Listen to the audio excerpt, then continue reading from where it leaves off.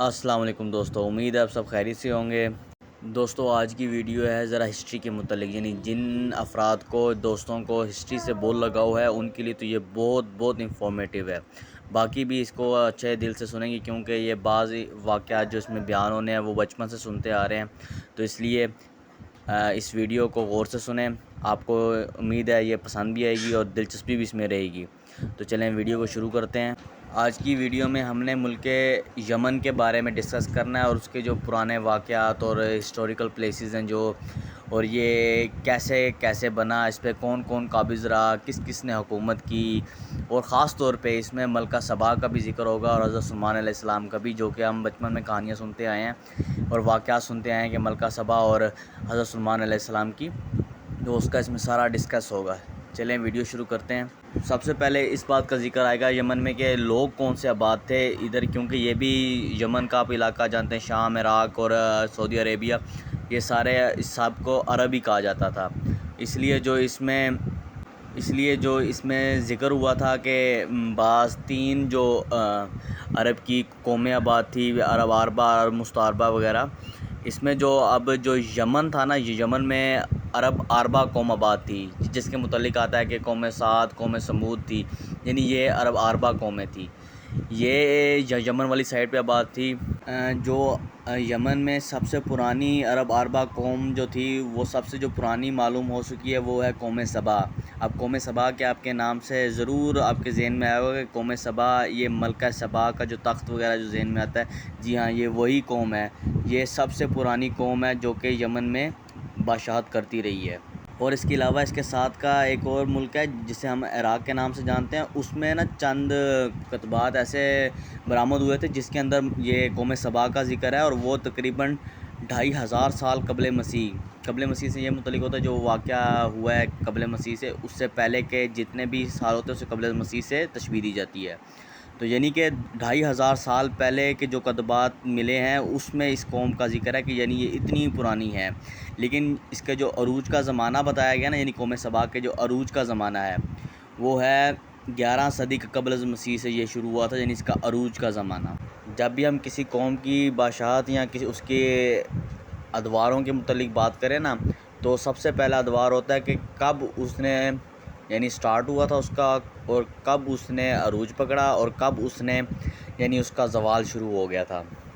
تو بات کرتے ہیں قوم سبا کی، تو ان کا جو پہلا دور تھا وہ تھا 650 قبل از مسیح سے شروع ہوا تھا۔ تو اس دور کے جو بادشاہ تھے وہ اپنا یعنی ہر بادشاہ اپنا ایک لقب رکھتا ہے، تو اس دور کے جو بادشاہ تھے انہوں نے اپنا لقب جو تھا وہ مکرب رکھا تھا، مکرب سبا۔ اور ان کی حکومت کا جو دارالصدر لگا لیں یا سلطنت کی جو مین جگہ جہاں پر دارالحکومت ہوتا ہے، وہ جگہ تھی سرواہا تھی، جس کے کھنڈرات آج کل بھی نا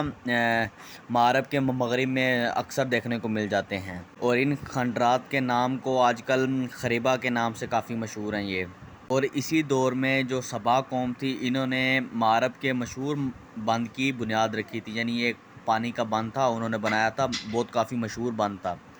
اس بند کو یمن کی تاریخ میں کافی اہمیت حاصل تھی، اور یہ اسی کے بعد پھر جو یہ ملکہ سبا اور قوم سبا ہے، اس کا عروج کا جو وقت تھا وہ یہاں سے شروع ہو گیا تھا۔ اور پھر اس کے بعد 650 قبل از مسیح سے 115 قبل از مسیح تک کے دور میں جو تھا نا، اس دور میں سبا کے جو بادشاہ تھے وہ مغرب کا لفظ چھوڑ کر ملک، یعنی جو ملک بادشاہ کے طور پہ یوز ہوتا ہے، اس کا لقب اختیار کرنے لگ گئے تھے۔ اور اس دور میں انہوں نے سروا کی بجائے مارب کو اپنا دارالسلطنت بنایا تھا، اور اس شہر کے جو کھنڈرات ہیں نا وہ آج بھی صنعاء کے 40 کلومیٹر مشرق کی طرف اگر جائیں نا تو اس جگہ پہ پائے جاتے ہیں اس شہر کے کھنڈرات۔ پھر جی تیسرا ان کا دور شروع ہوتا ہے 115 سے 300 عیسوی تک کا دور ہے۔ اس دور میں یعنی سبا کی جو حکومت تھی، ملک تھا، اس پر جو قبیلہ حمیر کا کافی غلبہ رہا تھا۔ اس نے مغرب کے بجائے ریدان کو اپنا پایا تخت بنایا، یعنی کہ اب مغرب کو چھوڑ کے ریدان انہوں نے پایا تخت بنایا۔ پھر ریدان کا نام زوفوار پڑ گیا، یعنی یہ نام چینج ہوا، جگہ وہی تھی، جس کے کھنڈرات آج بھی شہر پریم کے قریب ایک مدور پہاڑی پر پائے جاتے ہیں، یعنی پہاڑی کے اوپر تھا، یعنی پہاڑی علاقہ تھا یہ۔ اور یہی وہ دور تھا جس میں قوم سبا کا زوال شروع ہو گیا تھا۔ سب سے پہلے جو ان کا یعنی عروج توڑنے میں جنہوں نے پیش قدمی کی تھی وہ تھی نبطیوں۔ یہ ایک ان کی شمال میں ایک چھوٹی سی سلطنت اور قبیلے ٹائپ لوگ تھے۔ انہوں نے سب سے پہلے ان پر یعنی حملہ کیا حجاز پر، اور ان کی جو 9 آبادیاں تھیں انہوں نے قائم کی ہوئی تھی ان کو نکال باہر کیا اور اس جگہ پہ اپنی ایک چھوٹی سی سلطنت قائم کر لی تھی۔ اور اس کے علاوہ پھر رومیوں نے مصر و شام اور شمالی حجاز پر قبضہ کرنے کی تیاریاں کی، اور اس پہ ان کے جو تجارتی قافلے تھے ان کو تباہ کر دیا۔ اس سے ان کی جو کافی نقصان ہوا تھا، اس لیے یہ کافی کمزور ہو گئے تھے۔ پھر 300 عیسوی کے بعد اسلام کا آغاز کا دور ہوا، تو اس دور میں یمن کے اندر کافی اضطراب و انتشار برپا رہا، کیونکہ ان کی آپس میں خانہ جنگیاں ہوتی رہی ہیں، اور اسی طرح بیرونی قوموں نے اس چیز کا فائدہ اٹھاتے ہوئے ان میں کافی مداخلت کی۔ تو ایک وقت ایسا بھی یمن پہ آیا کہ بیرونی قوموں نے اس پہ قبضہ کر لیا تھا۔ بعد میں پھر انہوں نے گٹھ جوڑ کر کے اپنی آزادی تو کروا لی تھی، لیکن مغرب کے مشہور جو بند میں نا جو پانی کا بند تھا اس میں رکھنا آ گیا تھا، اور اس کے بعد جب وہ ٹوٹا ہے تو اتنی تباہی آئی ہے کہ یمن کی آبادیوں کی آبادی ویران ہوگی، اور وہاں کے قبائل جو تھے وہ کافی اپنا گھر وغیرہ چھوڑ کے دور جگہوں پہ جا کے آباد ہو گئے تھے۔ اس کے بعد پھر 523 میں ایک سنگین حادثہ پیش آیا تھا، یعنی کہ جو یمن کا بادشاہ تھا، یہودی بادشاہ تھا ذو نواس، اس نے نجران کے عیسائیوں پہ حملہ کیا، اور ان کو یعنی کافی تابڑتوڑ حملہ تھا، تو اس نے انہیں کہا کہ آپ مسلمان ہو جائیں اور سید مذہب چھوڑ دیں، لیکن انہوں نے جب آمادگی نہ اختیار کی تو اس نے یعنی خندقیں کھدوا کے اس میں آگ جلا کے اس میں انہیں جھونک دیا تھا۔ اور جب اس واقعے کا عیسائیت اور جو رومی بادشاہوں تھے ان کو جب ہوا تو وہ پہلی عرب پر یعنی اپنا اثر و رسوخ پھیلانا چاہتے تھے، تو وہ انتقام لینے پر تل گئے، اور انہوں نے حبشی کو یعنی حبشی جو تھے ان کو یمن پر حملے کرنے کی ترغیب دی۔ تو جب حبشیوں کو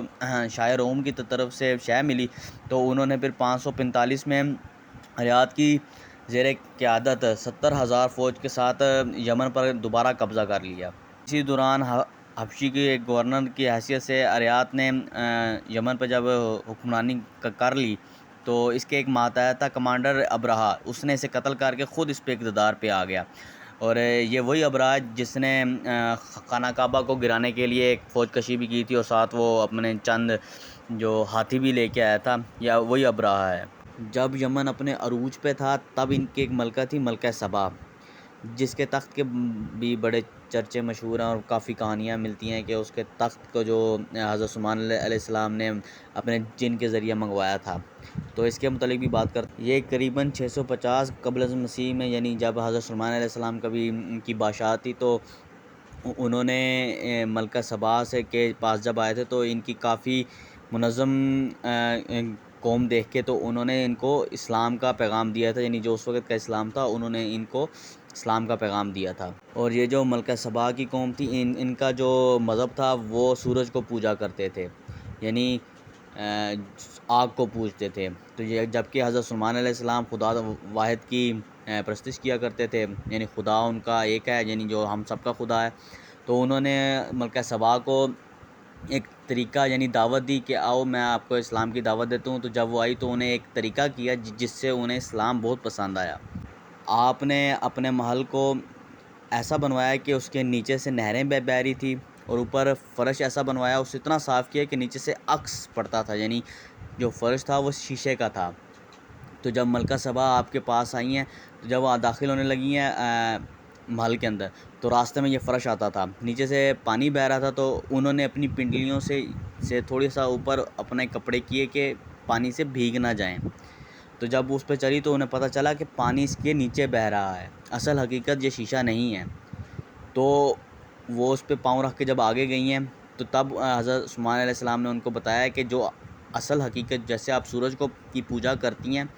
وہ اصل حقیقت نہیں، حقیقت اس کے پیچھے ہے۔ جیسے کہ پانی آپ نے سمجھا جب پاؤں پر رکھا تو وہ شیشہ تھا، پانی اس کے نیچے تھا، اسی طرح سورج کو چلانے والا پیچھے ہے اس کے، اور وہ پیچھے جو ہے وہ ہے خدا تعالیٰ جو اسے چلا رہا ہے۔ اس کے ذریعے سے پھر کہا جاتا ہے کہ سبا نے اسلام قبول کر لیا تھا۔ یہ ایک بہت ہی پیارا واقعہ ہے۔ جی گائز، امید ہے آپ سب کو یہ ویڈیو پسند آئی ہوگی۔ اگر آپ کو یہ ویڈیو پسند آئی ہے تو کائنڈلی میرے چینل کو سبسکرائب کریں اور ویڈیو کو لائک کریں اور شیئر زیادہ سے زیادہ کریں. باقی نیکسٹ ویڈیو کے لیے انشاءاللہ پھر ملیں گے. اپنا خیال رکھیے گا. اللہ حافظ.